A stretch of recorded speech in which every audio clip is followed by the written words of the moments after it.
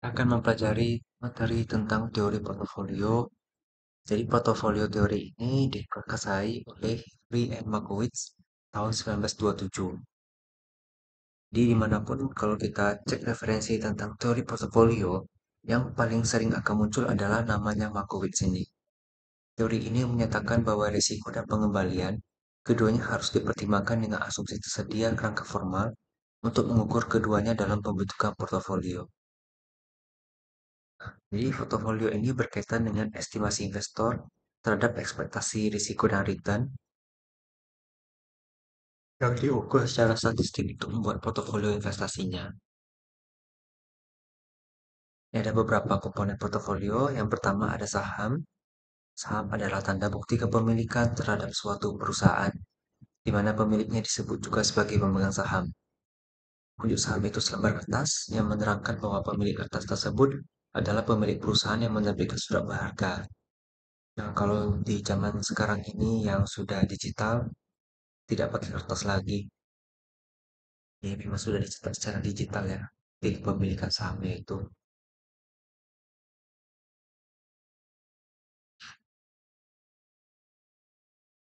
Ini ada beberapa jenis saham. Kalau ditinjau dari segi kemampuan dalam hak tagih atau klaim, ada saham biasa. Ini saham memiliki kewajiban yang terbatas.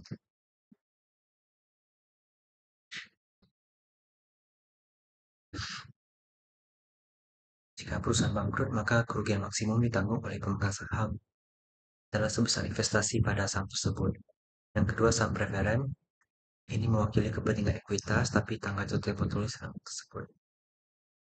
Saham preferen ini punya keuntungan kalau ada pembagian dividen, dia dapat jatah duluan. Kalau tinjau dari cara peralihannya ada saham atas untung dan saham atas nama. Dari kinerjanya saham blue chip. Blue chip ini biasanya di papan utama, termasuk juga yang terindeks di LQ45 itu kategori blue chip ini memang perusahaan yang reputasinya tinggi, leader di industri, pendapatan stabil, konsisten dalam bayar dividen. Yang kedua adalah growth stock. Growth stock ini saham yang berkembang. Ini biasanya saham pengembangan ya.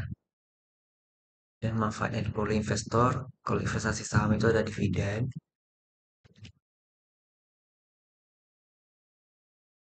Dividen ini dibayarkan sesuai dengan jumlah saham yang dimiliki. Ada dividen tunai dan ada dividen saham. Dividen tunai berarti dividen dibagikan oleh emiten kepada pemegang saham dalam sejumlah uang untuk setiap saham yang dimiliki. Kalau dividen saham itu adalah dividen dibagikan oleh emiten kepada para pemegang saham dalam bentuk saham baru perusahaan. Kemudian bisa juga mendapatkan capital gain, artinya ada selisih harga jual ketika kita beli di awal. Misalnya belinya Rp1.000 per lembar, kita jualnya 1.200 per lembar, maka di sini ada Rp500 per lembar untuk capital gain. Tapi ada juga yang namanya capital loss. Capital loss ini berarti harga saham yang saat kita jual itu lebih rendah daripada saat saham pembelian kita. Kemudian ada reksadana. Reksadana ini ada sertifikat menjelaskan pemiliknya menitipkan uang kepada pengelola reksadana. Yang disebut juga sebagai manajer investasi untuk digunakan sebagai modal berinvestasi di pasar uang atau di pasar modal. Nah, kalau reksadana di Indonesia ada reksadana uang, reksadana pendapatan tetap, reksadana campuran, dan reksadana saham. Reksadana ini masing-masing ada tujuannya. Kalau untuk jangka pendek ada pasar dan pendapatan tetap, jangka menengah pakai reksadana campuran, dan jangka panjang reksadana saham. Kalau reksadana pasar uang dan pendapatan tetap ini biasanya berupa, maksudnya investasinya akan diarahkan ke eh, deposito, deposito dan obligasi. Kalau reksadana campuran itu ada posisinya untuk obligasi atau deposito 20%, misalnya terus sahamnya sekian persen. Kalau reksadana saham itu lebih banyak sahamnya. Nah, kelebihan dari investasi bentuk reksadana Ada pengelolaan secara profesional karena manajer investasi yang akan mengelolanya. Yang kedua ada kemudahan investasi. Prosesnya mudah, investor hanya tinggal beli, pakai jumlah unit yang dia beli berapa, nanti manajer investasi yang akan kelola. Makanya dia keleluasan investasi juga dan keringanan biaya. Tapi untuk masalah biaya ini tergantung dari brokernya masing-masing ya. Ada juga capital gain. Ini kalau dia mainnya di pasar sekunder bisa. Kemudian ada obligasi, ini adalah surat berharga atau sertifikat yang berisi kontrak antara pemberi pinjaman dengan yang diberi pinjaman. Jadi surat obligasi adalah selembar kertas yang menyatakan bahwa pemilik kertas tersebut memberikan pinjaman kepada perusahaan yang menerbitkan surat obligasi. Berdasarkan penerbitnya, obligasi dapat dibedakan dalam tiga jenis sebagai berikut. Corporate bond, ini yang diterbitkan oleh perusahaan, government bond oleh pemerintah, municipal bond oleh pemerintah daerah untuk biaya proyek tertentu di daerah. Manfaat yang diperoleh dari obligasi ada kupon dan capital gain. Kalau kupon itu sifatnya konsisten, umumnya konsisten ya. Nah, capital gain itu di besar sekunder.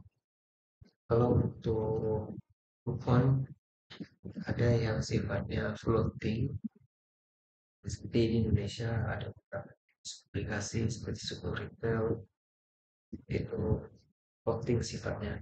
Jadi dia bisa naik, bisa turun sesuai dengan kondisi pasar. Tapi untuk mengantisipasi kerugian investor, mereka membuat lower bound. Artinya, kalaupun dia turun tidak akan lebih rendah dari sekian persen yang memang sudah ditetapkan. Kemudian ada waran. Ini adalah opsi di mana pemilik waran mempunyai pilihan untuk menukarkan atau tidak warannya pada saat jatuh tempo. Kemudian konsep dasar dalam teori portofolio yaitu portofolio efisien dan optimal. Ini memaksimalkan pengembalian yang diharapkan dari investasi dengan tingkat risiko tertentu. Kita asumsikan aja investor itu menghindari risiko.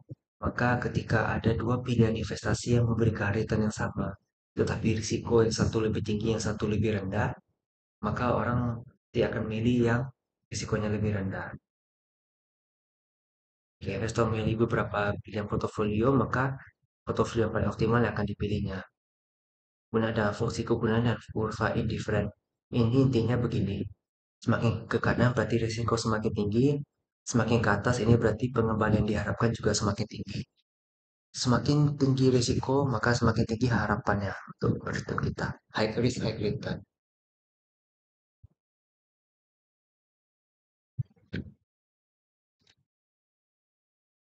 Kemudian ada aktiva berisiko dan aktiva bebas risiko. Aktiva berisiko ini aktiva yang pengembaliannya akan diterima di masa depan, bersifat tidak pasti. Ini seperti saham ya, karena saham itu bisa naik, bisa turun. Nah, kalau yang bebas risiko, salah satu contohnya adalah sekuritas yang diterbitkan oleh pemerintah atau obligasi, tapi yang jangka pendek.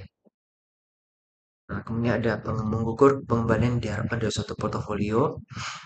Ini portofolio periode tunggal, ini pakai rata-rata tertimbang. Hampir gampang kita lihat di sini. Ini ada tiga aktiva, masing-masing harganya 6, 8, dan 11 juta, total 25 juta. Tiga returnnya masing-masing 12, 10, dan 5%. Maka untuk mendapatkan bobotnya, tentu yang pertama 6 juta kita bagi 25 juta, dapat 24%. 8 juta bagi 25 juta dapat 32% dan seterusnya. Nah, jadi return optimalnya, return gabungannya semua nanti itu adalah 12% kali 24%, dapatnya 2,88%. 10% kali 32% dapatnya 3,2%. 5% kali 44% dapatnya 2,2%. Di total jadinya 8,28%. Inilah dia returnnya. Kemudian pengembalian diharapkan dari portofolio aktiva berisiko. Ini ada faktor risikonya. Ini cara perhitungannya. Tingkat pengembalian masing-masing aktiva ada 15, 10, hingga negatif 5%. Probabilitasnya ada 46%, 26%, sampai 16%. Untuk masing-masing sampai 5 aktiva. Maka untuk returnnya itu adalah 15% kali 0,46 dapatnya 6,96%, 10% kali 0,26 jadinya 2,64%, dan seterusnya. Di total jadinya 9,25%. Itulah dia returnnya. Ini ada kesalahan pengetikan. Saya langsung buka di sini saja.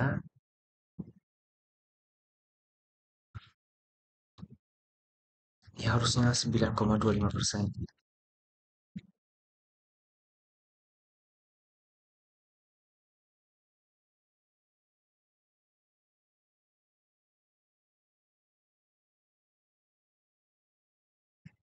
Kemudian risiko portofolio, risiko ini kita pakai variance ya. Jadi dia pakai statistik di sini. Nanti ada variance dan ada yang namanya standar deviasi.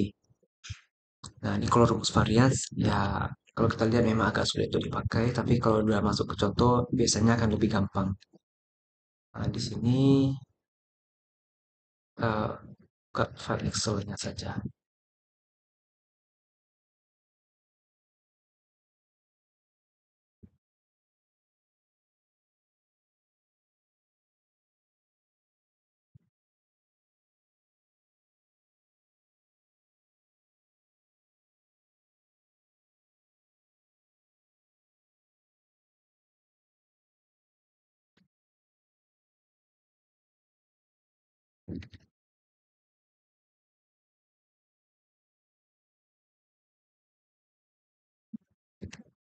Ini masing-masing ya.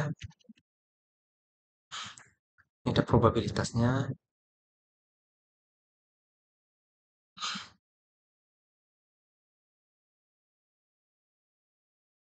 Ini return yang tadi udah dihitung, tinggal dikali ya sebenarnya ya. Ini total 9,25%. Maka untuk hitung variance, itu rumusnya adalah ini. Probabilitas dikali return yang alfa pertama dikurangi return rata-rata dikuadratin. Jadi masing-masing dilakukan seperti itu, lalu kita total dapatnya 0,52%. Berarti variasinya adalah 0,52%, akarnya adalah 7,19%. Kita balik ke sini. Nah, kalau kita melihat dari kondisi seperti ini, nilai risiko 7,19% itu nilainya lebih kecil daripada rata-rata return 9,25%. Karena 9 lebih besar dari 7 yang ini, maka returnnya lebih besar daripada risiko. Maka itu boleh kita ambil investasinya. Jadi portofolio yang dipakai itu cocok. Tapi apabila nanti ketemu returnnya itu lebih kecil dari risiko, berarti investasi ini risikonya besar. Maka itu kurang layak untuk diinvestasikan. Ini kalau pakai covariance 7,19 dibagi 9,25% dapatnya 0,777. Makin besar berarti makin tinggi risikonya, makin kecil berarti semakin kecil risikonya. Ini dapat saya sampaikan tentang teori portofolio, semoga dapat dipahami dengan baik.